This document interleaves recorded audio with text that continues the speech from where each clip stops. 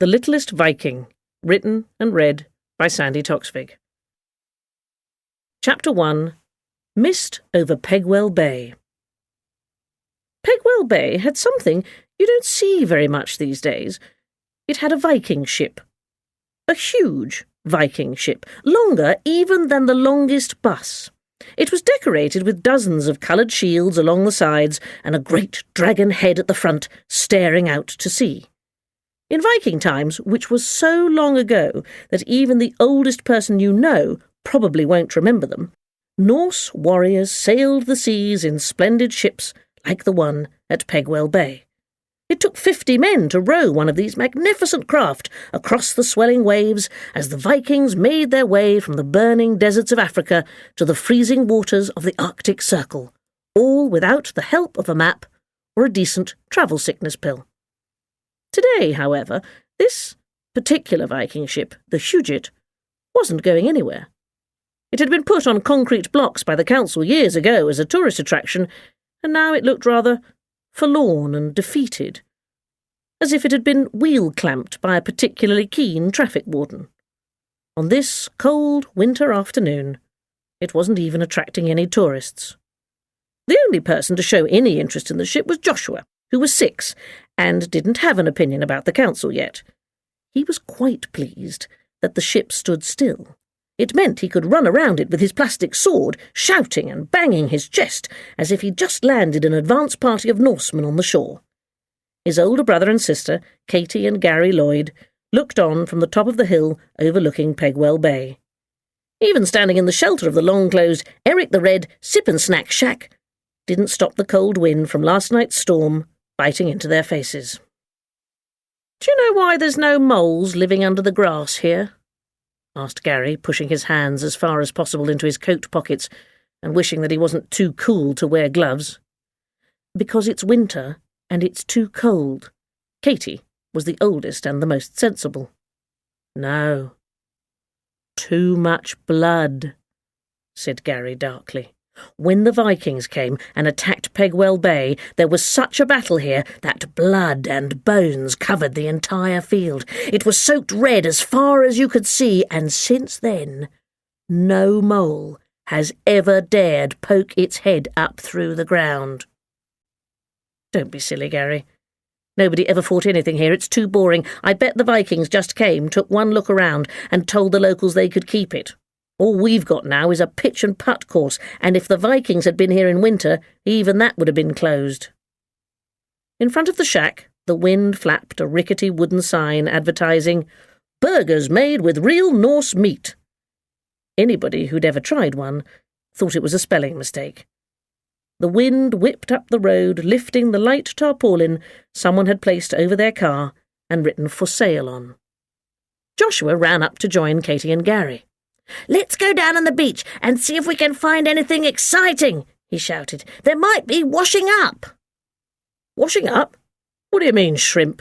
asked Gary. He was 9, but very nearly 10, and he felt that Joshua ought to be a little more in awe of him. "From the storm last night," Katie interpreted. "He means there might be things washed up on the shore after the storm." Gary shook his head in disgust. "Washing up? If I were a Viking, I'd sail away from here." "If you were a Viking, you'd have been dead 1,000 years," replied Katie, and headed off to the beach. By Thor, it was so cold. Nobody with any sense would have gone down to the beach that afternoon. On a fine day, a few keen dog-walkers might have been out on the seafront at this time of the year, or perhaps you'd have caught sight of Mr. Patterson pacing up and down and looking out to sea. He ran the pitch and putt in the summer, and was always at a loss as to what to do with his time during the winter. Today, however, even he had found something better to do, and Pegwell Bay was completely and utterly deserted. Joshua ran on ahead, with Gary being more careful because he was wearing his new trainers and he liked to admire them as he walked. The beach itself was covered in flotsam washed up from the bad weather. Flotsam is a good word. It means anything that has ended up in the sea by accident and then washed ashore. Today that meant cans and bottles, old plastic bags, and even the right leg from a shop window dummy. "Here's something! Here's something!" shouted Joshua, picking up a large yellow stone. Gary thought it unlikely Joshua had found anything interesting. It looked like any yellow stone. Joshua moved it to show his brother and sister, but as he did so, the strangest thing happened. The yellow colour of the stone began to turn blue. "Let me see that," said Gary. As he grabbed the stone from Joshua's hand and turned it for a better view, the stone, once again, became yellow. Even Gary was impressed. He turned the stone again and again. Each time it turned blue, then yellow, and then blue again. "Whatever can it be?" asked Katy. Just then, as if in answer to her question, the children thought they heard something in the howling wind. "Yamin, jag ska bjuda till min resa." Gary shook his head and listened again. Slowly, the sounds became clearer. It was a voice, getting louder and louder. "Yamin, that's mine. Jag ska bjuda till min resa. I shall need it for my journey." The children huddled together. They looked round, but there was no one there. "I need it for my journey," the voice called again. "Who's that?" whispered Joshua, wishing he'd remembered to go to the toilet before they came out. "I don't know," Katy hissed back. Now Joshua really did need to go to the loo. His big sister Katy normally knew everything, but she didn't know what the stone was, and now she didn't know who was speaking either. Gary looked around at the white cliff face of the bay that circled round beyond them. Although he had been to the beach 100 times, he noticed for the first time what looked like the entrance to a small cave. "I think the voice is coming from that cave," said Gary, pointing. Joshua had started hopping from one foot to the other. "Why don't we just go home for a while," he mumbled, "and come back some other day? I need to go—" "Oh, come on," interrupted Gary. The children made their way up to the sandy shore. Gary, who was enjoying being in charge for a change, had forgotten to step carefully so as not to mess up his trainers. Joshua shifted nervously from foot to foot, now desperate to pee, while Katy wished she wasn't 12 and the oldest and could run home. As they drew near, the cave entrance looked dark and forbidding. Joshua began shaking. He'd heard that dragons like to live in dark caves. Now even Gary stopped in his tracks. He had been as brave as he could, but he had also just remembered reading something about smugglers with guns hiding in caves. "Who's there?" he called out softly, so as not to wake anything that might be hiding inside. "I am Grettir, conqueror of trolls and ghosts," thundered a voice echoing in the cave. All 3 children would have run away there and then, but somehow their feet wouldn't do as they were told. Even stranger, each one felt that they must have blinked for a moment, because at first no one was there, and then suddenly a small girl seemed to, fade into view. She stood in the cave entrance and looked at them. Gary, Katy, and Joshua forgot all their manners and stared back, and Joshua even forgot that he needed to go to the loo. In front of them stood the strangest little girl they'd ever seen. She was no bigger than 6-year-old Joshua, but she wore the most peculiar clothes. She had a brown dress with woolen leggings, leather shoes that didn't look like they'd come from the high street, and a hood with a long streamer of material down her back. The dress was pulled in tight around her chubby waist with a leather belt in which she'd stuck a small sword. A miniature blue cloak hung from her shoulders, and on her head she had a grey metal hat that looked like the upturned end of a large bullet. 2 small blonde plaits stuck out below either side of her helmet, and around her neck she wore a leather chain with a small silver hammer hanging from it. "Say something, Katy," gulped Gary, pushing his sister forward. You're not from round here, are you?" managed Katy, in a high-pitched voice. "Maybe she's from the grammar school," suggested Joshua, who knew that the grammar school pupils wore a fancy uniform. The small girl scrunched up her face into the fiercest expression she could manage. "Beware, for I am the great god Grettir, conqueror of trolls and ghosts," boomed the little girl in a surprisingly loud voice, which could have earned her a good living selling strawberries at Pegwell Market. Joshua thought for a moment, and then spoke. "Sorry to be rude, but I don't think you're big enough to be a god." The little girl eyed him suspiciously. "All right," she boomed slightly less confidently. "How about, I am the witch Gulveg, mistress of evil magic." The children all thought for a moment. "I still think you're pushing it a bit," said Gary. Strange girl nodded. "So, you're going to be tricky, eh? Let's see. Would you believe I was a great Viking hero come from fighting hordes of giants in the east?" The children looked at each other and shook their heads. "No." "Oh."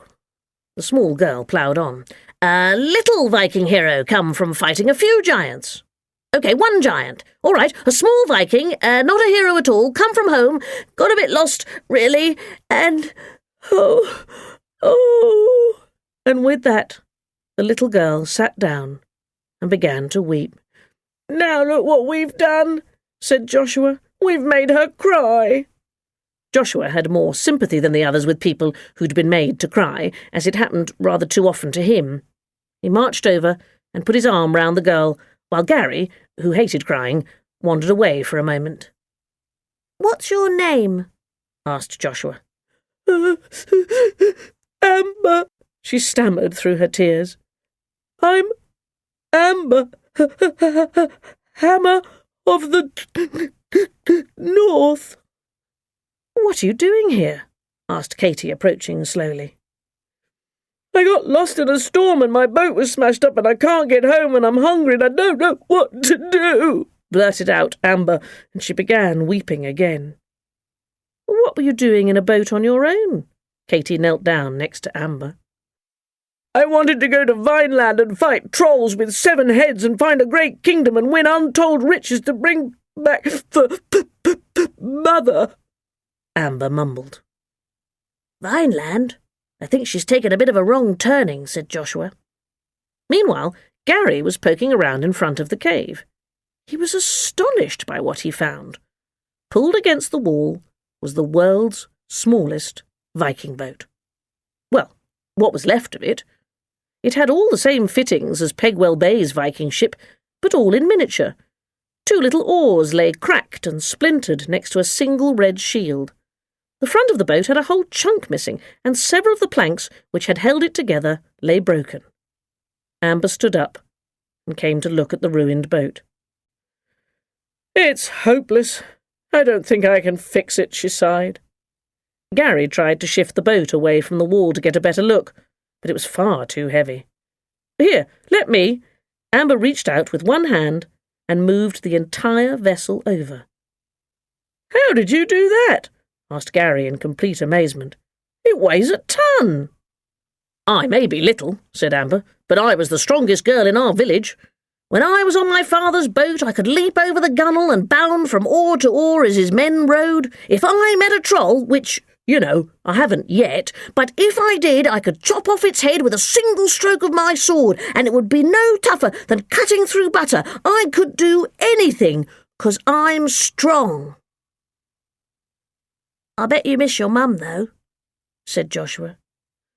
Yes, I do," admitted Amber, and she dissolved into tears once more. Gary patted her gently on the back and then coughed and moved his hand when he realised what he was doing. "Gary, Joshua, come here," said Katy, beckoning them away from the cave. "Now, we've got to be sensible about this. What do you think we should do?" "I still need to go to the—" said Joshua. "Not that," replied Katy, getting irritated. "Who is she?" "Maybe she really is a Viking," said Gary slowly. "I mean, there's a boat and everything, and her clothes look a bit, Viking-ish."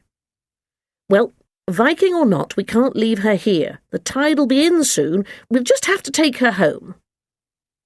The 3 Lloyd children lived with their mum in a rather run-down terrace. The houses had once been very fine indeed, but were now in need of what the local estate agent called some slight modernisation. The Lloyds lived in the end terrace, so their mum always said that their house was actually semi-detached. Most of the people in the row had lived there for a long time. Some of them were very nice, some were a bit strange, and some were very strange indeed. They were an odd sight walking home, the 3 children and a miniature Viking. Then Amber made things stranger still when she picked up the beached plastic leg from the shop window dummy and insisted on carrying it on her head, saying, "It's the very thing I shall need." What was curious was that the little group passed several people on the way home, and no one said a word. Actually, no one even seemed to notice. The children were nearly home when they saw their next-door neighbour, old Mrs. Marchmont, flicking her duster out on the balcony. "Quick, hide!" shouted Gary, pushing a rather bewildered Amber down behind a stone wall. "Is it a troll?" asked Amber, jumping back up, both excited and nervous at the prospect of finally meeting one. Instead of looking surprised, old Mrs. Marchmont stared right at the spot where the small Viking was standing, said nothing, and went back into the house. "She didn't see you!" exclaimed Gary, peeking up over the wall. He looked at Amber. "This is very odd." "Oh, nonsense, Gary," said Katy. "Mrs. Marchmont didn't see that tree when she borrowed Mum's car either. Don't you remember? All the same, we'd better be careful. We don't want anyone to see Amber." "Why not?" asked Amber. "No pets," explained Katy. "Mrs. Marchmont runs the Residents' Association, and she's very clear about that. We're not allowed to keep pets." "A Viking isn't a pet," said Joshua. "A pet's a cat or a rabbit." "I don't know." Gary leaned against the wall. "If she sees Amber, she'll have the council round, and Mum won't like that. We need to think." Joshua, Katy, Gary and Amber went and sat in the bus shelter across from their front door. "I think I have made a very important journey," announced Amber, after they'd all sat in silence for a while.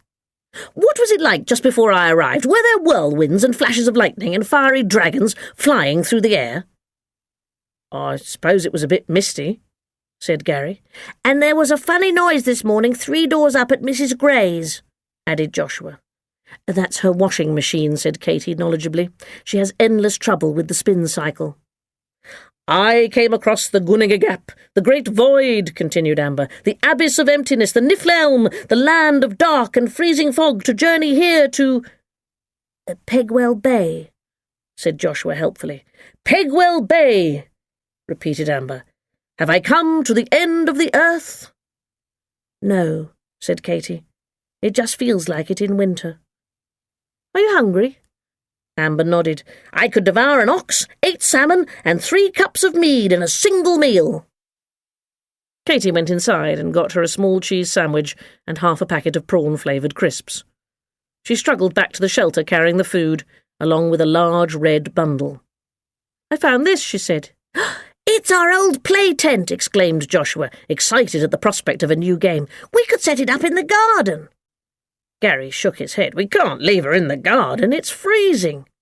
"She's a Viking," replied Joshua. "I think they must be used to the cold. Eric the Red was a Viking, and he went to Greenland, which isn't green, but is very cold." Katy was firm. "We can't take her in the house. Mum will know straight away. She knows if you bring in some mud, never mind about someone from history." Amber was looking carefully at the play tent. "I believe this may be the very thing I shall need." The children led Amber round to the back gate and into the garden. She still clutched her plastic leg as she munched crisps and wondered how potatoes could be made so flat and why they tasted so strange. In a clearing among some bushes, Katy set to work, and after making a fuss about which way the door should be facing, Gary lent a hand. Before long, they had put up their old play tent. It was bright red and shaped like a London double-decker bus. Amber peeked inside. "A house! You've made a house!" she cried, delighted, and crawled inside. "Do you like it?" asked Katy, laying out an old blanket for the floor. "I thought you could stay in here for the moment." "It's wonderful! It's the very thing I—" Amber lay down on the blanket, cuddled her shop dummy leg, and instantly fell asleep.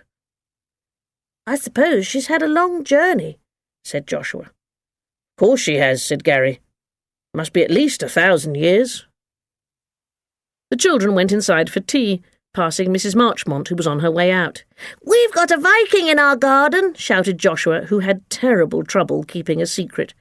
"Get out of my way," barked Mrs. Marchmont, sweeping past to post her weekly letter of complaint to the Pegwell Bay Chronicle. Down in the garden, in the clearing in the bushes, Amber, the littlest Viking, snuggled down in her tent. She was dreaming of sailing across the oceans by the stars and cutting off the heads of a 9-headed troll who looked remarkably like Mrs. Marchmont, just as easily as slicing through butter. Chapter 2. From Bad to Verse. It had been a very strange morning in the Lloyd household. Katy, Gary and Joshua had tried to act as if it were just another day, as if they hadn't found a small Viking girl called Amber on the beach yesterday afternoon, and as if she weren't now living in the garden. They knew their mum wouldn't believe it, and, to be absolutely honest, they weren't completely sure that they hadn't imagined it themselves. The 3 children ate their breakfasts without being told, cleared their plates away without discussion, and not one of them put up a decent fight over the free pencil rubber shaped like a vampire that had come with the cornflakes. This should have been enough to make Mum suspicious that they were up to something, except that she was too busy thinking about the post. There had been a phone bill and a red reminder from the gas board. Even worse, she'd just read a letter from Gary's teacher, Mrs. Johnson, saying that if he didn't stop reading comics in school and start doing his homework, then something very official would have to happen. "We might, pop out, Mum," said Katy, trying to sound casual. "Oh, I don't care if we go or not," added Gary, shining the tops of his trainers with the carpet. Mum looked at Gary. "We need to have a talk about school, Gary. You've got to work on your reading." "Oh, not now, Mum," said Joshua. "Amber will be starving and—" At this, the 2 older ones lost their cool and picked Joshua up between them and left. "Oh, sorry, Mum," shouted Gary over his shoulder. "Gotta go." Mum sighed, the way only mums can.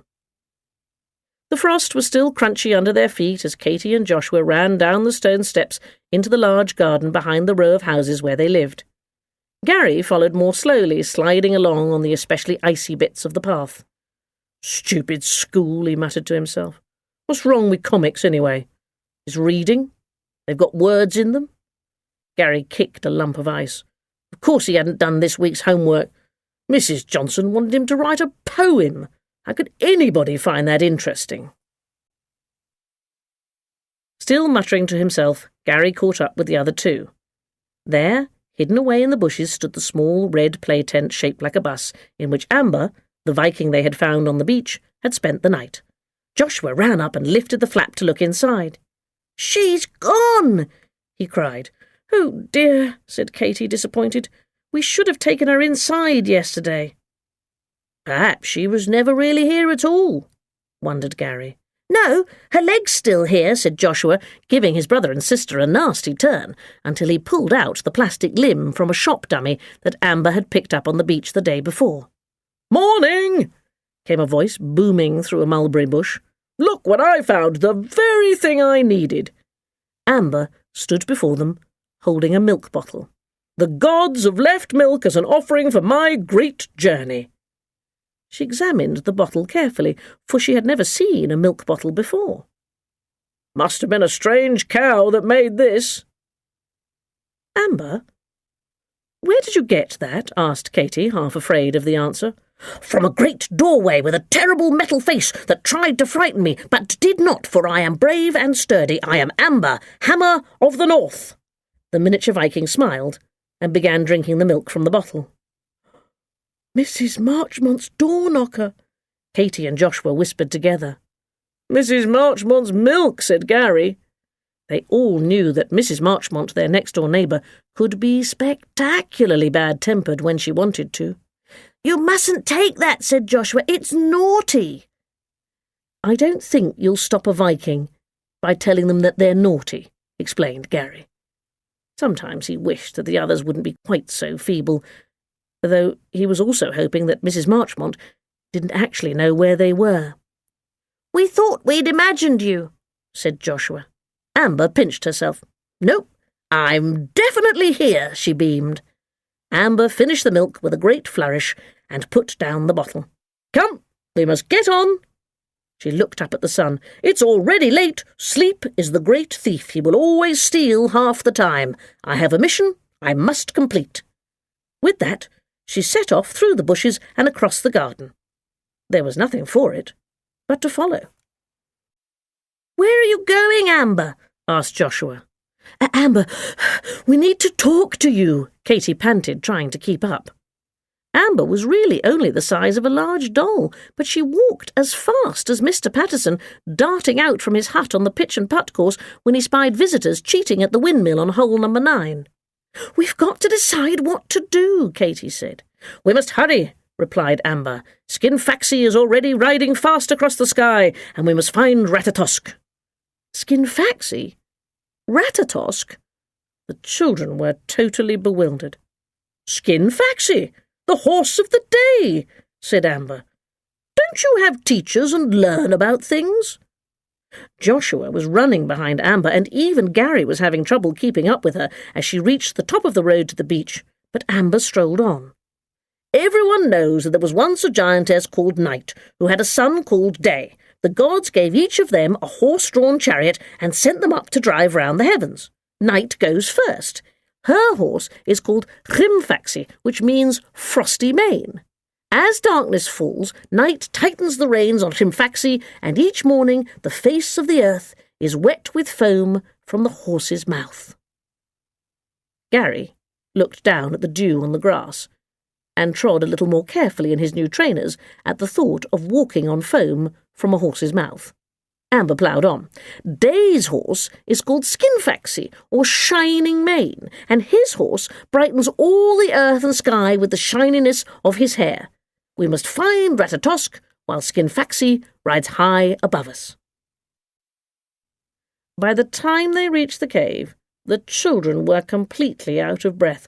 Who's Ratata, whatever you said," called Joshua, but Amber had already rushed inside. "Maybe it's some pony who rides out in the afternoon," said Gary, slumping down on a rock, fed up with the whole business. Amber reappeared with a small squirrel sitting on her shoulder. "Ratatosk! He's my friend. In all the excitement yesterday, I forgot to bring him with me." The tiny grey creature looked at the 3 children and then jumped up onto Amber's head and stood on his hands. He waved his feet in the air and chattered in a high-pitched nonsense voice. After a moment, he slipped back down onto the little girl's shoulder and clapped his hands. He wants you to clap. He thinks he's very clever," said Amber, rubbing Ratatosk's head. Katy and Joshua began to clap, and the squirrel immediately stood on his head again. Even Gary couldn't help thinking that this was the best thing he'd seen since he'd watched a video on YouTube of a dog that could skateboard. He began to laugh. Katy, however, tried to contain herself and be sensible again. "Amber," she began in a voice she had learnt from her mother, "do you really mean to tell us that you have sailed all the way across the North Sea on your own with nothing but a squirrel for company?" Amber nodded. "You know what they say. If you travel alone, at least you get on with your companions." "But how did you get here?" asked Joshua. Amber sat down on the ground while Ratatosk began playing with a large shell. "I sailed by the stars and used my sunstone in the day. Here, look." From her pocket, Amber pulled the yellow stone that the children had found on the beach the day before. "This is a sunstone. When you hold it like this, it's yellow. But if I hold it at a certain angle to the sun, it turns blue. By looking to see when the stone turns blue, I can always know my angle to the sun and journey in the same direction. At night, I follow the great North Star, Polaris." Joshua had never heard of such a thing. "Don't you have a map or sat-nav?" Amber shook her head. "Vikings don't need maps. All the glowing sparks and cinders in the sky point the way. Don't you know these things? I mean, don't you have any learning?"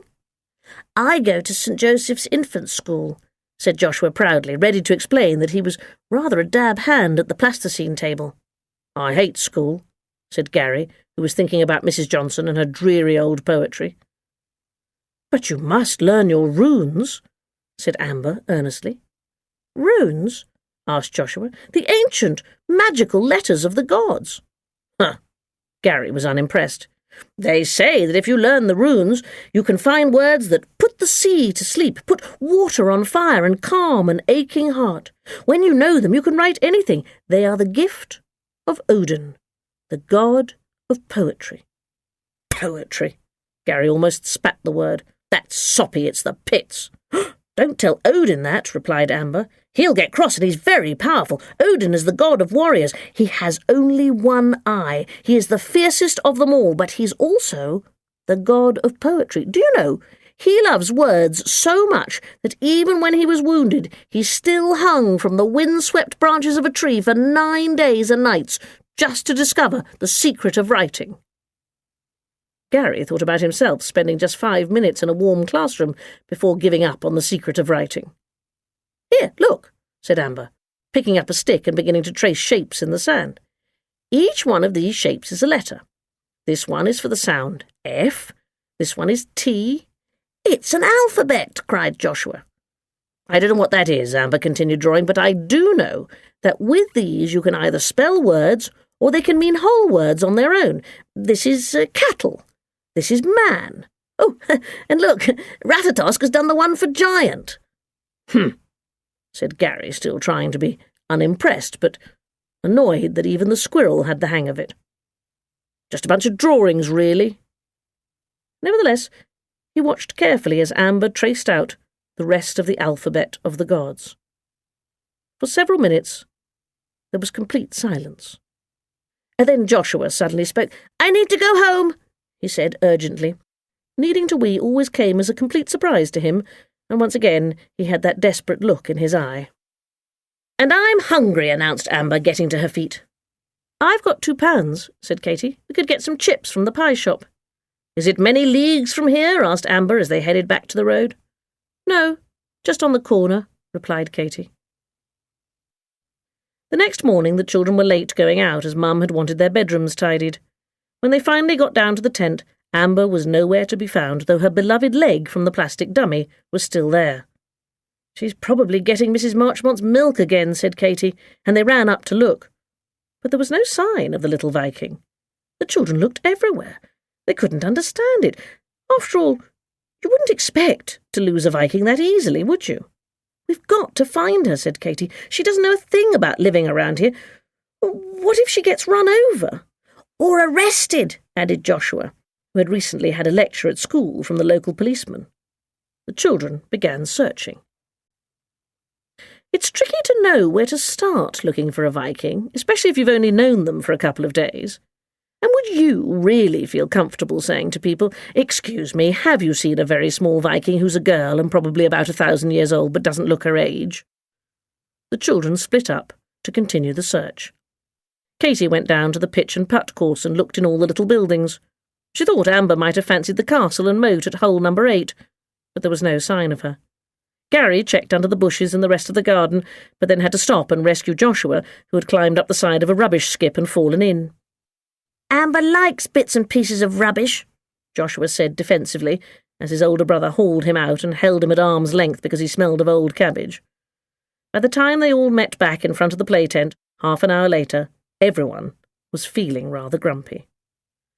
"Phew, Joshua, you stink," said Katy. "I was being thorough," replied Joshua, who was also wondering if he should pop inside to the loo quite soon.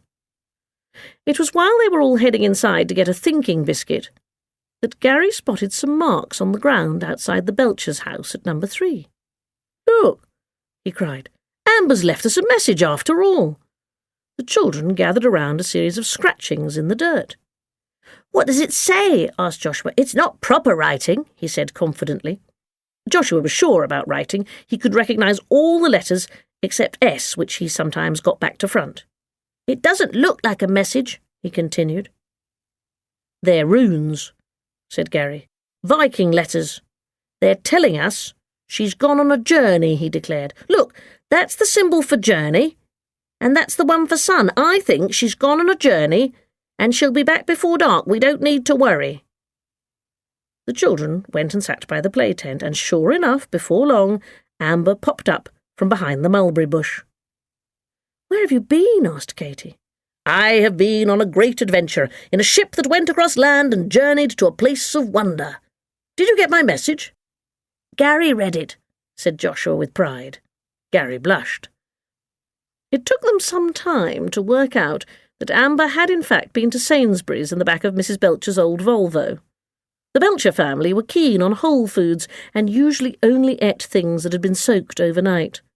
Everyone knew, though, that Mrs. Belcher had a sweet tooth and every now and then snuck off to the supermarket to buy cream cakes. Amber told them all about her thrilling adventure, though she did say that there had also been a strange smell in the car. Joshua explained that the Belchers ate a lot of beans. "What did Mrs. Belcher say about you being in her car?" asked Katy. "Nothing," said Amber. "It was very odd. I tapped her once or twice on the shoulder to tell her a bigger ship was coming right towards us and I didn't think she'd seen it, but she just pretended that she hadn't heard me." "Maybe she didn't see you," said Gary. "Maybe no one can except us." "But," said Amber, "it was a very good adventure, for I have found the very thing I need." And she held up a large grey cloth with the words "For Sale" written across it. "It's a sail for my boat." "No," said Gary, "it's a tarpaulin with writing. It's a for sale sign from that car on the front." Amber eyed him with exaggerated patience. "It may have been for sale, but now it's for a sail for my boat." That evening, when night had already begun to ride her horse from Faxi across the sky and darkness was settling around the house, Katy was finishing her turn at the washing up. They had left Amber and Ratatosk marvelling over noodles that came in a plastic pot. "I like your land," Amber had said, looking at the large garden and poking at something that Gary said was supposed to be meat. "It's not ours exactly," Katy explained. "It belongs to all 7 of the houses in the terrace. In the old days it was very smart, and there were big picnics and tea parties in the garden. It's all a bit dilapidated now. But I've seen pictures of when Mum grew up here as a girl, and Mrs. Marchmont still had a Mr. Marchmont. Our family has lived in this house for 3 generations. Amber nodded. "It must be a powerful land." Katy looked out of the kitchen window at the old garden. Gary was sitting at the table with a library book about boats open in front of him. He imagined the words in runes as pictures telling him how to calm the seas and find his way by the stars. As he sat there, a thought occurred to him. By the light of a star, there's no telling how far a ship could sail over the sea. "What's that smell?" asked Mum, coming in with the laundry. "It's Joshua," said Katy. "He fell into a skip." Mum sighed, but Gary didn't even notice. He was too shocked as he realised that he'd just made a poem. Chapter 3. Troll Trouble. Katy called a crisis meeting. The 3 Lloyd children and Amber, the littlest Viking, were all to have an equal say. Unfortunately, as it happened, no one had a say at all, because they tried to meet in the play tent in the garden where Amber was living, and there wasn't really room for the 4 of them. Also, Amber's pet squirrel, Ratatosk, kept trying to swing from one tent pole to the other over their heads. In the end, the whole tent came down on top of them, and they retreated to the bus shelter across the road. The children all took this minor disaster in their stride. It's amazing what you can get used to if a little girl turns up saying that she's a Viking 1,000 years old and has come to stay, thank you very much. "Amber, you can't live in the garden any longer," announced Katy, once everyone was seated comfortably on the wooden bench and Ratatosk had settled down to chew Gary's shoelaces. "Why?" asked Amber, who had already become rather attached to the garden and the notion of living under a mulberry bush in a tent shaped like a double-decker bus. Despite being Amber, Hammer of the North, and a rough, tough Viking, her lower lip began to tremble. "It's too cold. You'll catch a chill living in that play tent, and Mum says that a chill can lead to all sorts of things." Joshua wanted to know what sort of things, but Katy ploughed on. "We need to find you something else." "Couldn't we build a log house in the garden?" asked Amber. "It's not our garden," explained Gary. It belongs to everyone." "No problem," said Amber brightly. "We'll do what my cousins do in Iceland. They wanted to make it fair for everyone to get some land, so they have a rule. Any man can have as much land as he can travel around on foot with a lighted torch in a single day, and a woman can claim any fields she can cross in a day while leading a 2-year-old cow." The 3 children looked at their Viking friend. "I know you're trying, Amber," said Katy, "but somehow I don't think that would help." "No," said Joshua after a short pause. "If we're not allowed pets, I'm sure we won't be allowed cows in the garden." "You'll just have to come and live in the house," said Gary, kicking a loose paving slab with his shoe and sending Ratatosk flying into the bus timetable by mistake. Gary was feeling rather confident. He'd won a prize at school for his poem on Viking sailing ships. "Mrs. Marchmont won't want a Viking in the terrace," said Katy. "She was cross enough when Dr. Ativan got a satellite dish." Gary kicked hard at the paving stone and scuffed his trainers. Ratatosk wisely stayed where he was. "Grown-ups," said Joshua with a heartfelt sigh. "Do you think they wouldn't like me?" asked Amber. "It's not that," replied Katy. "They're just, well, funny about anything a bit different. I don't know how we'd tell them. I mean, it's quite awkward." Everyone felt miserable. They got up for a wander around the pitch and putt course, but that made them feel even more depressed. It was closed for the season, and there's nothing sadder than a peeling concrete clown's face in the winter wind. "We must get everyone to want a Viking so much that they can't think how they managed without one," said Amber. The children did not look convinced. "No, really, people will be happy if they get what they think they want, just like the parents of Peter Ox." And with that, Amber cleared her throat, ready to tell one of her stories. Ratatosk stopped diving down the tunnels on hole number 4 and crossed his paws to listen. The children sat down next to the windmill. "My great-uncle had a neighbour who was very rich. He was a farmer, and he and his wife worked very hard and got richer and richer. But they were sad because they didn't have any children." "They'd have got on with Mrs. Marchmont then," muttered Gary. Amber ignored this interruption. One day at market, the farmer saw the most wonderful calf and bought it for his wife as a present. The calf was very beautiful and seemed to understand everything the farmer and his wife said to it. The farmer's wife named the calf Peter, and they both became very fond of it, so fond, in fact, that they treated it as if it were their child. After Peter had lived with them a short while, a new man came to work at the local school. He was very clever, and lots of people in the village went to him for advice. "Do you suppose," said the farmer one day to his wife, "that the new teacher at the school is clever enough to teach our Peter to talk? It would be wonderful if Peter could talk and be like a real child to us." The farmer's wife was now so fond of Peter, she thought the calf could do anything, and so she sent her husband straight off to the school to find out about lessons. The farmer explained to the teacher that he wanted Peter to learn to talk so that they could adopt him and Peter might inherit all the farmer's money. Now the teacher was very crafty, and he realised that the farmer wasn't very clever. "Of course I can teach Peter to talk," said the teacher, "but you mustn't tell anyone. It is strictly forbidden to teach cows to talk, and I could get into serious trouble. I mean, if we taught all cows to talk, you'd never get any peace on a farm, would you?" The teacher also told him that very special and very expensive books would be needed for the lessons. Joshua interrupted. "I'm not surprised. They'd have to be big books for a cow." "Shh," said Katy. Amber went on. The farmer brought Peter to the teacher and gave him 10 gold coins to buy books. After a week, the farmer came to see how his calf was getting on, but the teacher said he couldn't see Peter in case it made the calf homesick and he forgot everything he had been taught. However, the teacher said that Peter was doing very well and he would soon need another 10 gold coins for more special books. This same thing happened every week when the farmer came to visit the school. The teacher would say that Peter was talking away and being very clever, but that the farmer couldn't see him in case it made the calf homesick.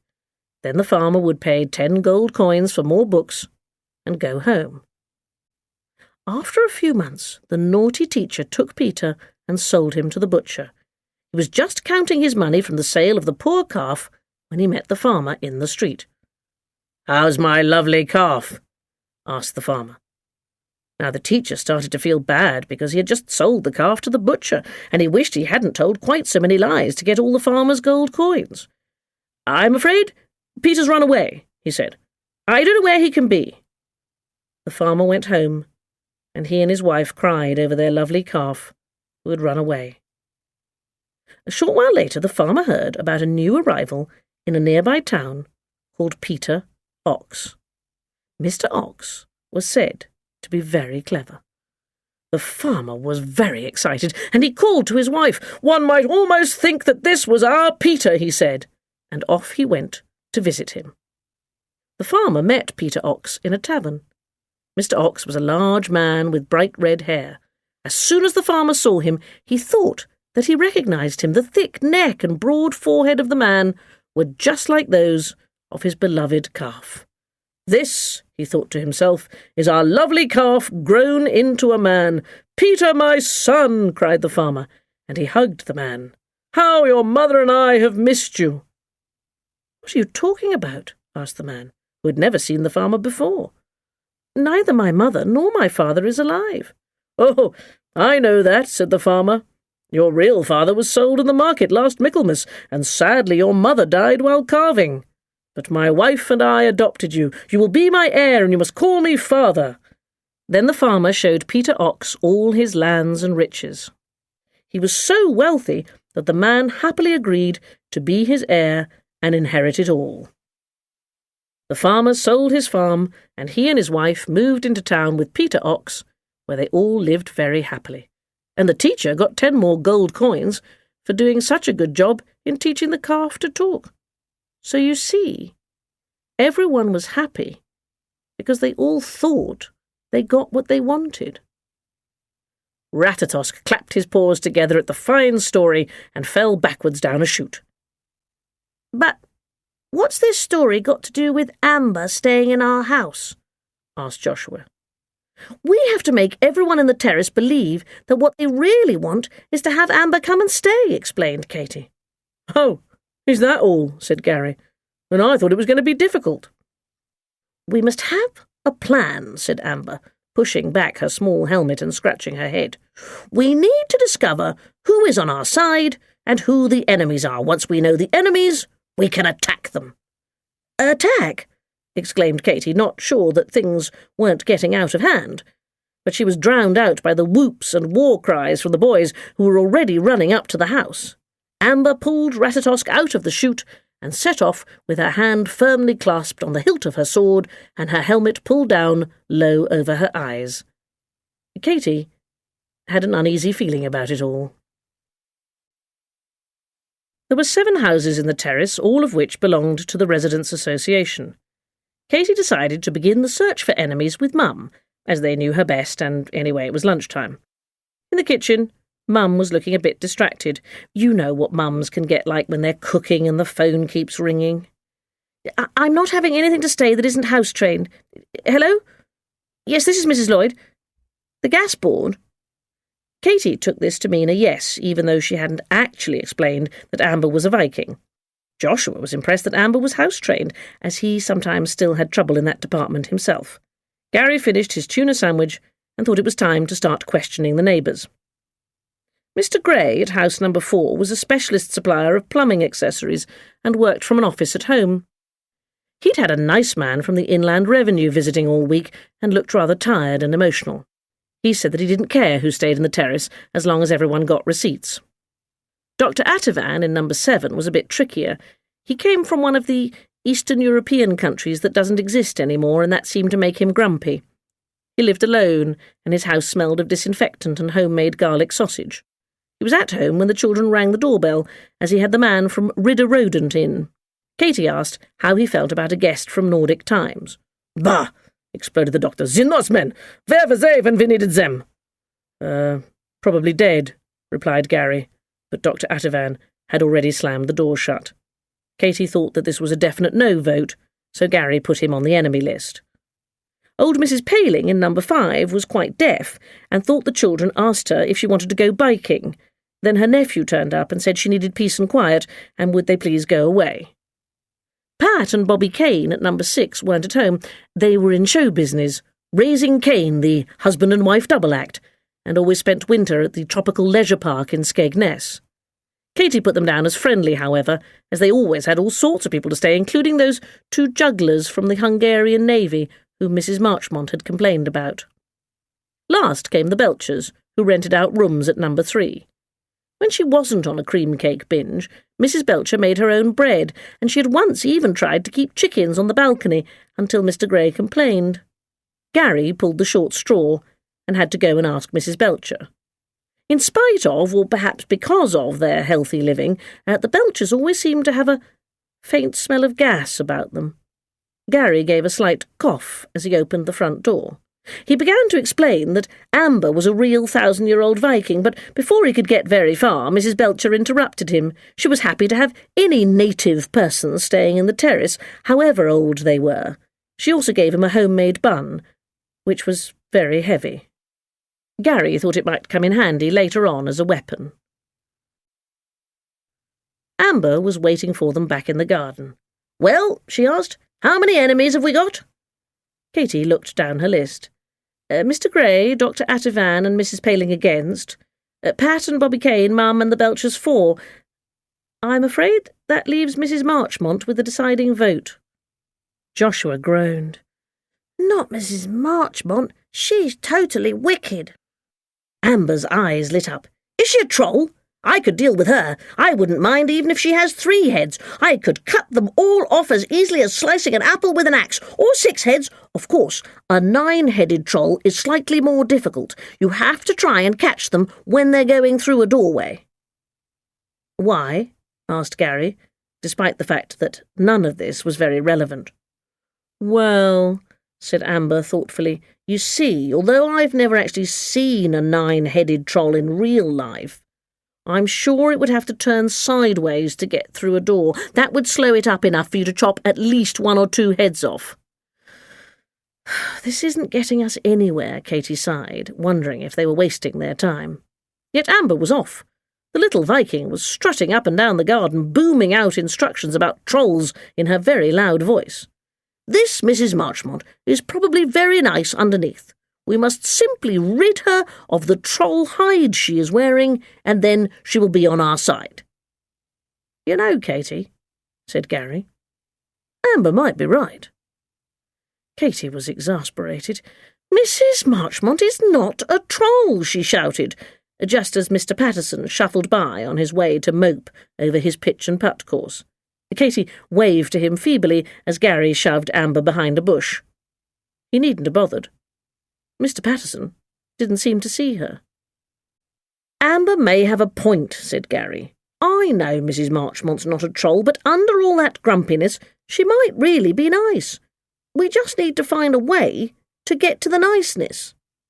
Amber struggled out from the bush. "Yes, you must rid her of her troll hide," she repeated. "How do we do that?" asked Joshua, who hadn't followed the conversation and wasn't in the least bit surprised to find that Mrs. Marchmont was a troll.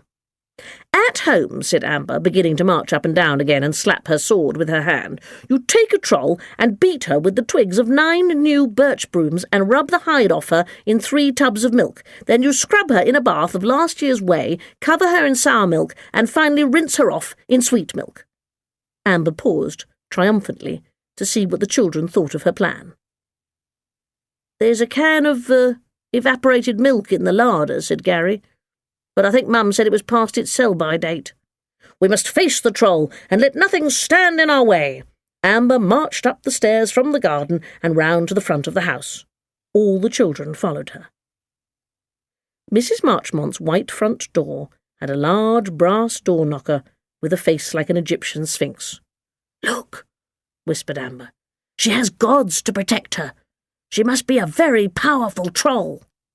"Go and hide, Amber," urged Katy. "Let's at least get her used to the idea of a Viking first, before she meets one." Amber slipped behind a wall as Katy reached up and banged the Sphinx door knocker. The sound reverberated through the house, and Joshua decided he would keep Amber company in hiding. The children could hear the tapping of Mrs. Marchmont's cane as she made her way to open the front door. It seemed to take forever, and even Katy, who as the oldest knew better, half expected to see a troll with 3 heads when the door finally opened. "What do you want?" asked the old lady, dressed all in black. That is, Gary and Joshua and I wondered if we could talk to you about a visitor," stammered Katy, wishing she'd never started. "Go away!" snapped Mrs. Marchmont, raising her cane in a temper. This was too much for Amber. She leapt up from behind the wall and drew her sword. "Don't you be horrid, you rotten old troll!" she shouted at the top of her voice, which was very loud indeed, and sent Ratatosk scurrying for cover. Katy, Joshua, and Gary froze. Amber jumped between them and the old woman, ready to do battle. But Mrs. Marchmont seemed to look right through the little Viking. "I am Amber, Hammer of the North," continued Amber, a little less confidently. "What are you children staring at?" mumbled Mrs. Marchmont, wondering why the children hadn't at least run off. She stepped back and slammed the door shut, so that the Sphinx head rattled and banged in fury. "Should have cut her head off," mumbled Amber. "No," said Joshua. "Mum would have been cross." "She didn't see you," said Katy. "Looked right through you." "Maybe we're the only ones who can see Amber," wondered Gary. "Come on, let's find out," shouted Joshua gleefully, pulling Amber in front of Dr. Atavan's house and ringing the bell. Amber stood defiantly with her sword drawn, but the good doctor saw nothing. Neither did Mrs. Paling, nor Mr. Gray. Mrs. Belcher did think she saw a squirrel floating in mid-air, but went back inside and had a cup of chamomile tea to calm her nerves. In the end, the children didn't ask anyone. Amber came inside to the Lloyds' house and slept in the bottom drawer in Katy's bedroom. She liked it straight away. She said it was the very thing, and fell fast asleep with her head on an old tracksuit top. Katy wondered if she should have been clearer with Mum about Amber. But as Gary said, if grown-ups are so stupid as not to see what's in front of them, then it probably is all right to have a Viking living in your house. Chapter 4. All's Fair in War.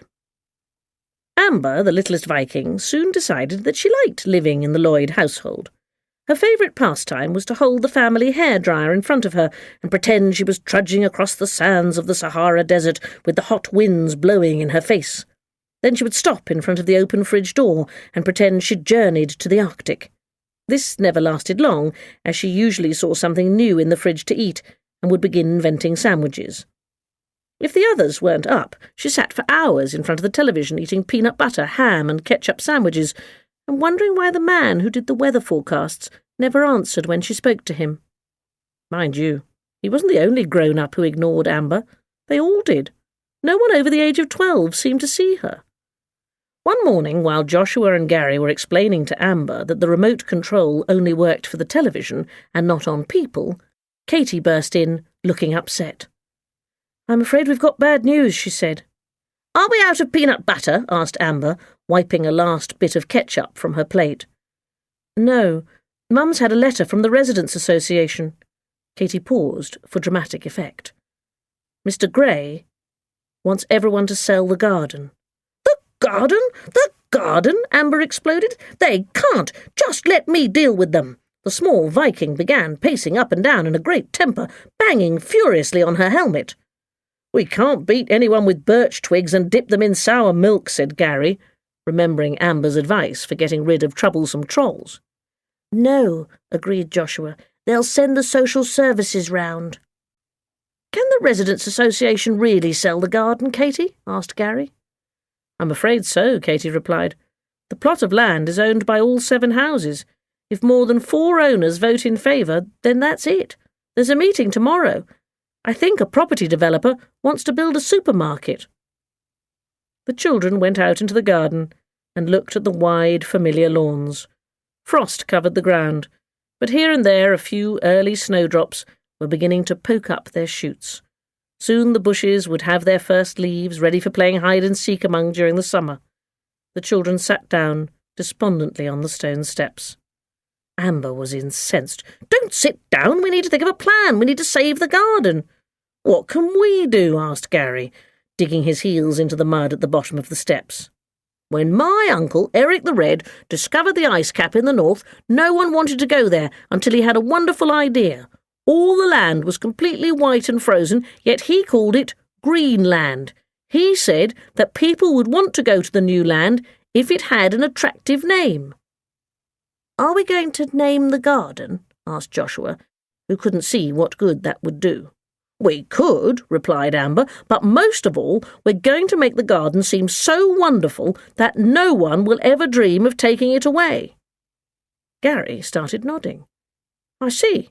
We make everyone see how wonderful it is, and then nobody will want to sell it." "But how do we do that?" asked Katie. "They can see the garden every day, and it hasn't helped so far." "We can write a letter telling everyone how wonderful the garden is," said Joshua. "No," cried Amber. "We must be more cunning than that. We must trick them into it. Let them discover for themselves. Make them believe that saving the garden is their own idea." "What about Mrs. Marchmont?" asked Katie sensibly. She knew that Mrs. Marchmont was by far the most troublesome of all the neighbours, but Amber just laughed. "Don't worry about her. Mrs. Marchmont is exactly like the old woman who went against the stream. She lived in the next village to us. She was so contrary that even when she fell in the water and drowned, she floated upstream." The children exchanged glances and waited patiently. Amber's stories didn't always make sense straight away. Amber sighed. "Mrs. Marchmont likes her own way. If she believes you want to sell the garden, then she will want the opposite, just to be annoying." Amber paused to make sure that everyone was following her argument before she continued. "Now, what do you know about the garden?" Katie looked at the lovely expanse of grass running up to the avenue of large trees. "The garden's been here at least 100 years. Mum used to play in it when she was little. Mrs. Marchmont must have done too." "Then we must remind her," said Amber. "Grown-ups do seem to have terrible trouble remembering things. First, we'll get her to see the garden the way she did when she was a child. Once she's remembered how lovely it was, we'll tell her we want to sell it. I bet she won't agree." Katie leapt to her feet. "Mum's got some old black-and-white photographs of the garden. I'll go and get them." The children studied the old photos of their mum in pigtails playing hula-hoop and tag in the garden years ago with a whole band of other children. Even the grown-ups in some of the pictures were smiling as they sat eating their picnic teas. Amber, who had never seen a photograph before, sat rubbing the surface of one of the pictures and wondering how they'd captured a child on such a small piece of paper. "I wonder if Mrs. Marchmont has any pictures of herself like this," mused Gary. "Don't be silly," said Joshua. "Mrs. Marchmont was never a child." The others ignored him. "Mrs. Marchmont might have pictures of herself in her house," explained Katie. "Everyone has got some pictures from when they were little." Amber said she didn't have any, although her aunt had done a rather nice engraving on a reindeer bone once, but everyone agreed that didn't count. The children looked up to Mrs. Marchmont's balcony. All the houses in the terrace had their main living room on the first floor at the back, overlooking the sea and, of course, the garden. Katie was quite sure that Mrs. Marchmont, who didn't like children at the best of times, would never invite any of them in to look at photographs. It was a problem. They couldn't exactly climb up onto the balcony and look in through the window. "Ratatosk!" called Amber, and began marching up the steps towards the house as her pet squirrel jumped onto her shoulder. Without another word to the children, she whispered something to the tiny squirrel, who promptly leapt up an old bit of trellis along the wall and onto Mrs. Marchmont's balcony. Before they knew it, he had slipped through an open window and into the house. "What's he doing?" whispered Katie. "Looking for photographs," said Amber confidently. "Shh," said Gary, looking round and lowering his voice. "That's stealing." Joshua wasn't sure. "I don't think it is, if a squirrel does it." In a few moments, Ratatosk reappeared, carrying a small album. He scrambled back down the trellis. "Well done, Ratatosk," called Amber. "It's the very thing we need." Katy was bewildered. How did he know what to look for? I mean, he's a squirrel. "Don't start asking questions like that now," scoffed Gary. "Amber's a Viking, and we don't seem to be too bothered about that." Ratatosk clapped his hands and turned cartwheels as Gary opened the book. Inside, on heavy sheets of black paper, were pasted photograph after photograph of a youthful Mrs. Marchmont. Mrs. Marchmont running through the garden as a girl, standing beside her father, and best of all, having her wedding photographs taken in the garden. "She was beautiful," said Katy. "Must have been taken before she had her troll hide put on," replied Amber. The children began making their plans. "Remember," said Amber, "the plan will work best if all the grown-ups believe it was their idea to save the garden." So Katy, Gary, Joshua, and Amber began the preparations for a good riddance to the garden party. Katy set about making a large board with a display of old photographs showing her mum and Mrs. Marchmont, while Gary started work on the invitations. Amber went to look for some tables and chairs in the garden shed, and Joshua followed her. He wasn't very good at invitations. His colouring in was splendid, but his alphabet was still quite hit and miss. With his spelling, the neighbours might have missed the party altogether.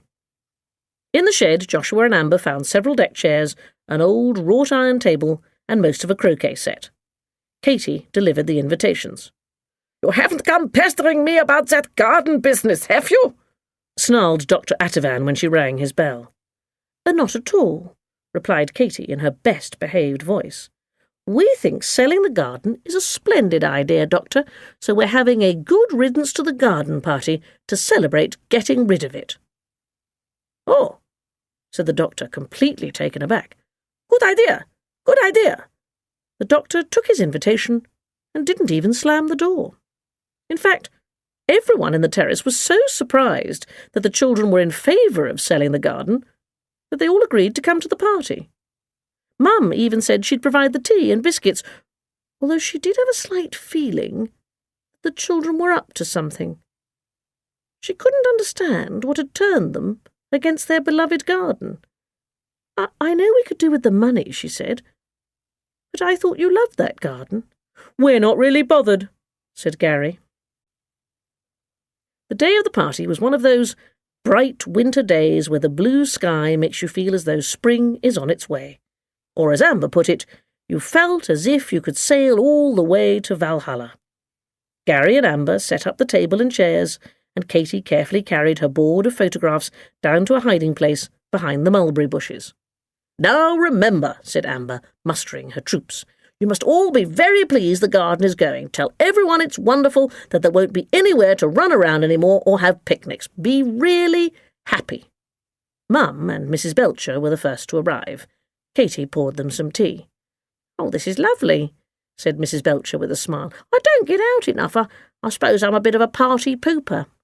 "That'll be all the beans you eat," replied Joshua. Katy kicked him in the shins. Mum sipped at her drink and looked out to sea. "Do you know, I haven't been out on the lawn in ages," she said. "Doesn't the sea look blue?" "I think it's far too windy," said Katy, passing round the biscuits. "It'll be much better when the garden's gone. If they build a supermarket here, we might not even be able to see the sea from the house. Much better." Mum frowned suspiciously as Katy moved on to Dr. Atavan. He was standing with Pat and Bobby Kane, who were home for the weekend. Gary was telling them how pleased he was about selling the garden, since he wouldn't have to play out any more. He could just stay inside and watch television. The Kanes worked in the theatre and didn't like television. They glowered at Gary. Amber sidled up to Katy. "I'm afraid we've got a problem." The children slipped away round the corner. "Ratatosk has been spying on Mr. Grey," said the little Viking. "He's already got all the papers he needs for selling the garden, and he's going to bring them to the party for everyone to sign today." But we haven't had enough time for people to realise how much they'll miss the garden, groaned Gary. Whatever shall we do? Wailed Joshua. I know the very thing, said Amber. We'll just have to go berserk. Katy tried to stay calm. Amber, getting cross is not going to help. No, I mean we must frighten off Mr. Grey until we've had more time for the garden party. Joshua and I will dress up as berserks and frighten him off while you and Gary keep the party going. I'd like that, said Joshua. What's a berserk? They were great warriors and fierce fighters. They used to wear huge bearskins and run at the enemy, rolling their eyes while they bit the edges of their shields and yelled terrible animal noises. It usually frightened the enemies so much that they ran away and no one even had to fight. Joshua and I will be berserks and keep Mr. Grey away from the party. Katy and Gary went back to their guests. Well done for selling the garden, Dr. Atavan, said Katy, patting him on the arm. Yes, said Gary, should make a nice bit of money for all of us. The doctor eyed them over the top of his glasses.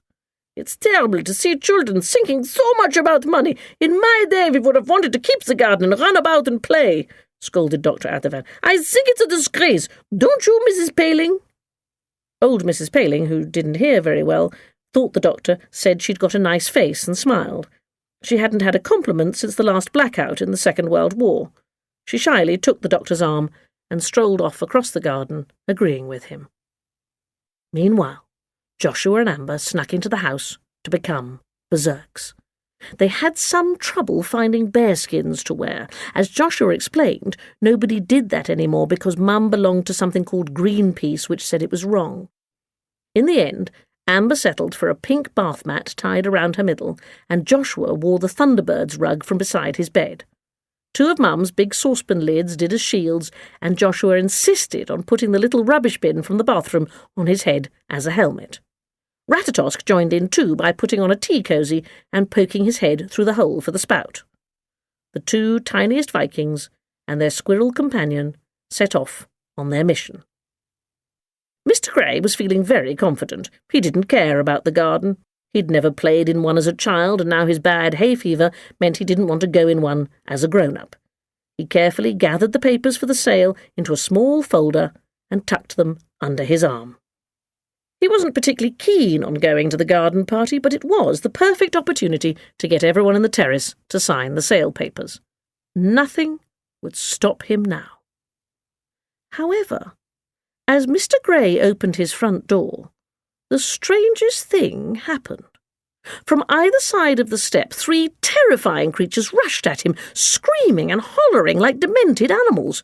They were no more than 3 feet tall, but the noise was terrible. One of them looked rather like a small boy wrapped in a fur spaceship, but the other consisted of nothing but an enraged bath mat and a lunatic tea cosy floating in mid-air.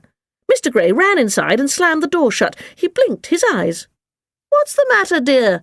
called his wife from upstairs, where she'd been kicking the tumble-dryer. Nothing," stuttered Mr. Grey. He shook his head and decided that he really must have a holiday this year. Then he took a deep breath and opened the door again. The party was going well. By now, even Mrs. Marchmont had arrived and was actually chatting with some of her neighbours. Katy brought out the board of photographs along with Mum's camera. "I thought we'd take one last picture of everyone in the garden," she announced. Mrs. Marchmont fixed her with a glare and strode up to the board.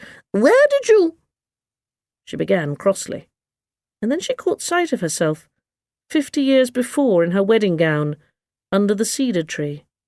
"Oh," she said, sighing, and her face softened. "I think Mrs. Marchmont just lost her troll hide," whispered Gary.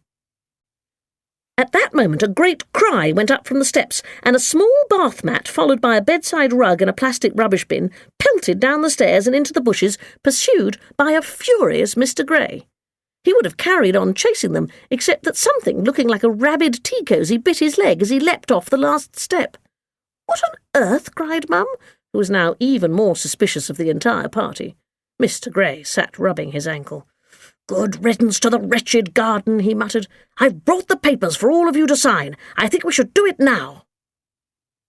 Everyone was silent.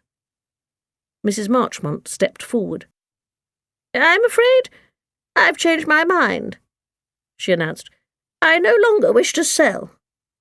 "Neither do I," said Dr. Attervan. "Nor me," added Mrs. Paling, who for once had followed the entire conversation perfectly.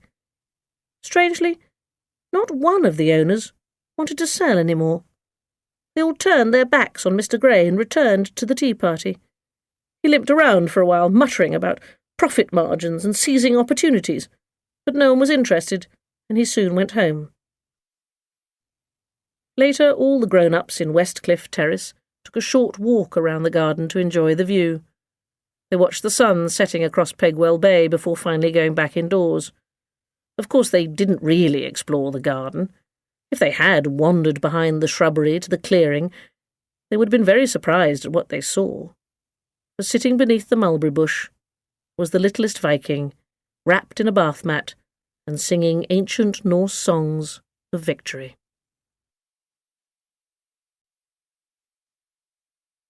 Chapter 5. The Great Little Dragon Ship.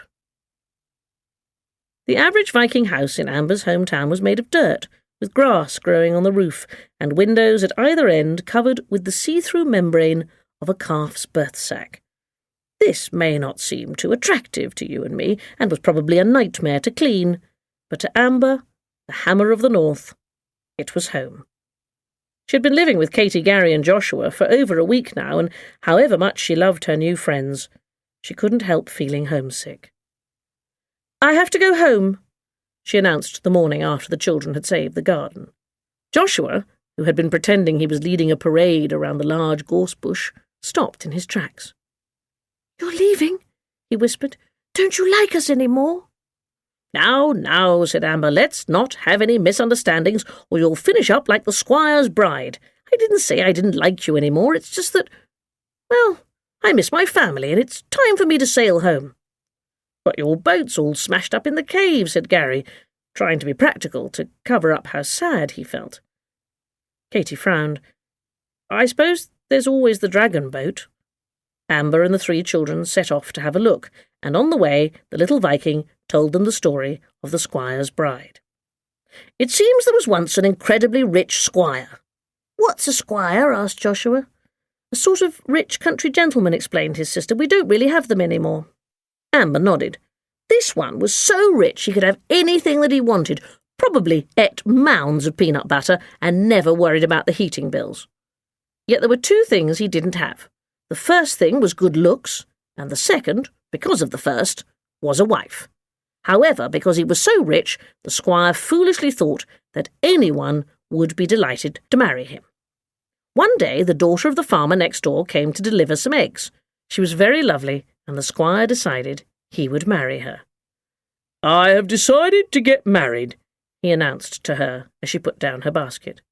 Well, the world is full of wonders, said the girl, trying to imagine who would marry such an ugly old man. The squire saw she hadn't understood. I have decided to marry you. The girl looked at him. The world is full of wonders, she said, but marrying me is not one of them. I will not marry you. And she went home. This was quite a shock to the squire. No one ever said no to him. He asked the girl's father to speak to her, but she just laughed and said she would never marry the squire. The squire sent presents and flowers, and still the girl laughed and said she would never marry him. The squire was beginning to get a bit desperate, and asked the girl's father what he should do. He knew that the farmer wanted his daughter to marry the squire because he was so rich, and the farmer was very poor. Why don't you prepare for the wedding, said the father, shooing away a tiresome pig. When everything is ready, send for my daughter as if you wanted to come and do some work. Then when she arrives, marry her quickly before she has time to realise what's going on. The squire thought this was a great idea. He arranged a huge wedding feast and invited lots of guests. When everyone had arrived, the squire shouted to one of the stable lads. Go to the farmer next door, he cried, and have him send up what he promised. The boy ran next door and spoke to the farmer. My master sent me to get what's been promised, he said. The farmer nodded. She's down in the meadow. Help yourself. and he went back to his pigs. The boy ran down to the meadow, where he met the beautiful daughter. "Hello," said the lad. "I've come to fetch what your father promised to my master. He said it's in the meadow." The girl looked round. Apart from her, the only thing in the meadow was a small white mare. "It must be that horse," she said to the boy. "Help yourself."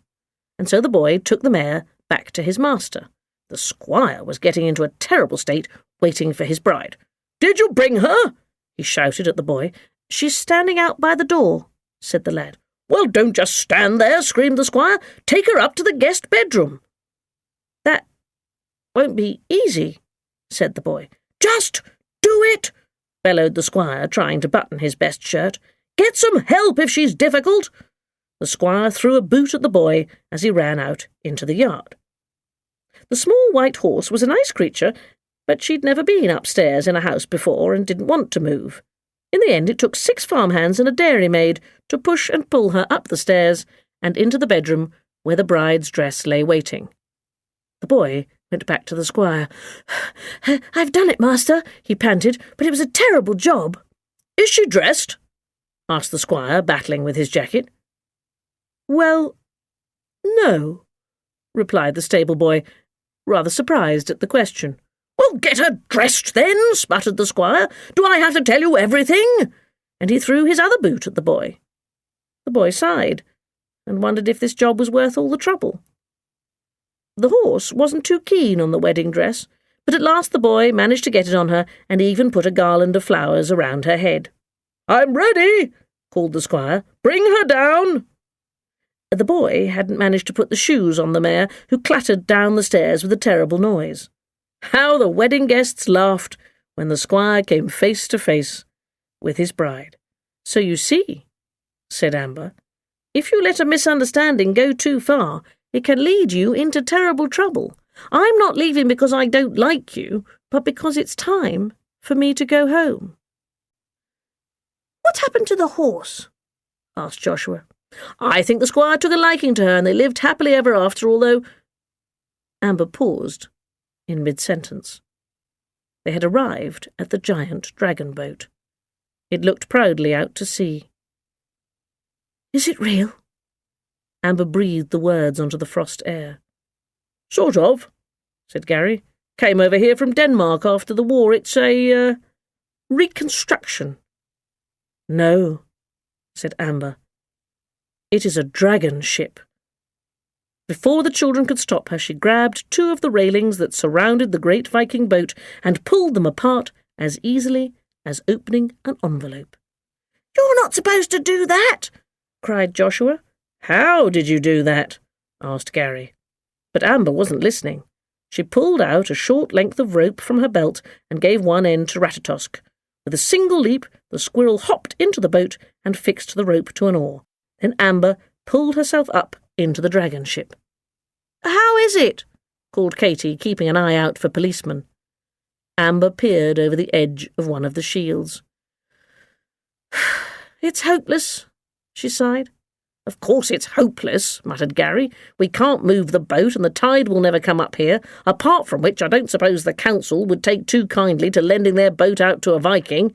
I mean, what would we tell them? This Viking came to visit and—" Amber slid back down the rope. "It's not that," she mumbled. "I'm too short. I can't see out to steer." Amber flapped her arms in despair, like a penguin faced with the inevitability of defeat at a snooker table.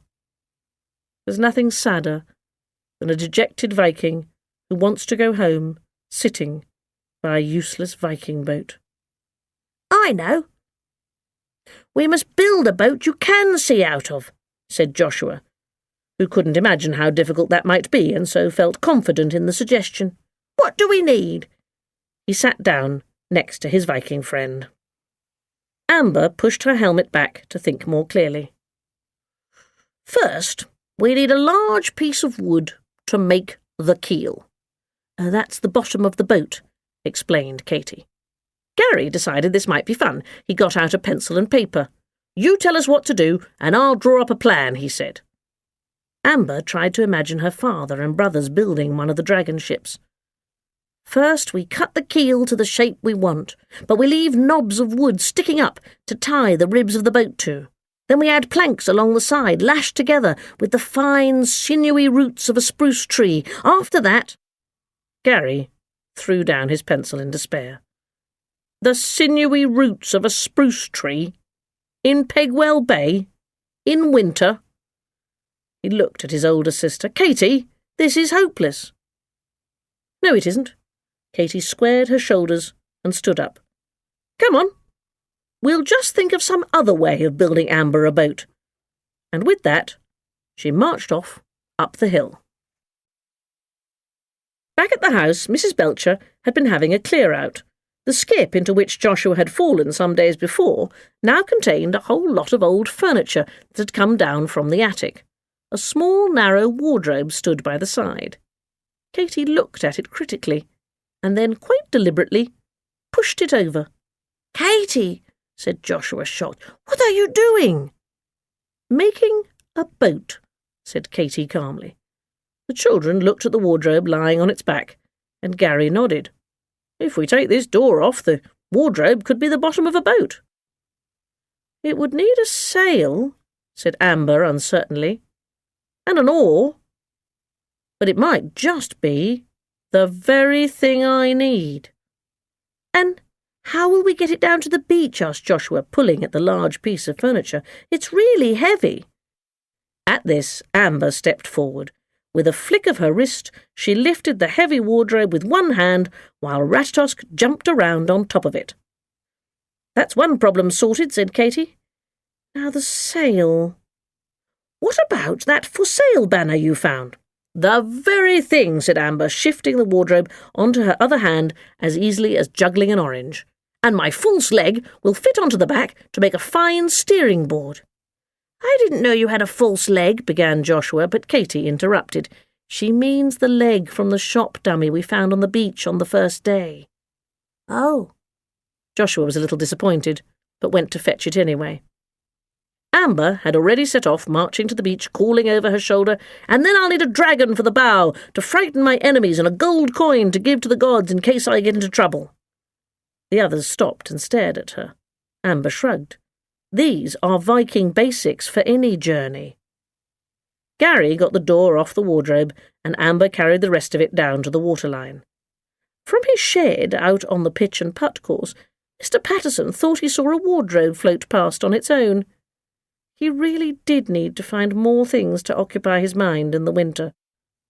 Joshua found the plastic leg, and Amber fixed it to one side of the wardrobe with the toe dipping in the water. By moving the top of the leg, she could actually steer her new boat. Then Gary fixed an old broom handle to the cupboard and attached the large "For Sale" banner. "I'll need some rope to hold it," said Amber, getting quite excited. "My aunt makes the ropes at home. She cuts a single spiral strip out of an animal's hide from the shoulder to the tail. Any animal would do, a whale, seal, or whatever. Although, of course, the strongest bond is made from all the secret and invisible things in the world. The noise of a cat, the breath of a fish, the roots of a mountain, sinews of a bear, and the spittle of a bird." Katie got some garden twine, and that seemed to do the trick. As a finishing touch, Gary cut a dragon's head out of an old washing-up bottle to fix on the front. Amber was very impressed. "I learned it from Blue Peter," Gary explained. "He must be a great man," replied Amber. "Is there anything else you need?" asked Gary. "Just food?" Katie got out a pencil to make a list. "What sort of food?" Amber thought for a moment. "An ox would be useful." Katie paused and wrote down "packet of ham." Then she added crisps and some peanut butter as a bit of a treat. At last everything was ready. Katie, Gary and Joshua stood quietly with Amber on the shore of Pegwell Bay. Everyone felt that they ought to say something, but no one was quite sure what that something should be. Gary stared down at his trainers, and Joshua fidgeted with something in his pocket, though at least for once he wasn't thinking about going to the loo. Then Ratatosk climbed to the top of the mast in the wardrobe boat and pretended to look out to sea. It was Katie who broke the silence. "Will you be all right?" she asked, trying to sound casual but not succeeding. "Of course," replied Amber. I am a Viking. I am Amber, Hammer of the North." She hugged Katy and pressed something into her hand. Then the little Viking turned and pushed the great dragon ship out into the water. "Wait!" cried Joshua. "You forgot your gold coin to give to the gods." He reached into his pocket, pulled out a large plastic gold coin, and tossed it into the boat. "I got it with 6 Coke bottle tops. That one's Batman. It's my favourite." But Joshua's words were lost as the sail flapped and caught the wind. For a moment, the little wardrobe ship with its plastic steering board and red for sale banner stood out clearly against the blue sea. Then it seemed as if the children had shut their eyes for a second. When they looked again, Amber had gone. Katy, Gary, and Joshua stood for as long as they could on the beach at Pegwell Bay, until at last Hrimfaxi, the horse of the night, began to ride through the sky. The fog of Niflhelm started to sweep across the bay. "Are you sure she'll be all right?" asked Joshua, looking out to sea. "Of course. She's a Viking," replied Katy. "You don't think we just imagined her, do you?" wondered Gary. "I mean, no one but us ever saw her." "No," said Katy. "Look." She opened her hand, and there lay the small silver hammer of the great god Thor, which Amber had always worn around her neck. She is Amber, Hammer of the North.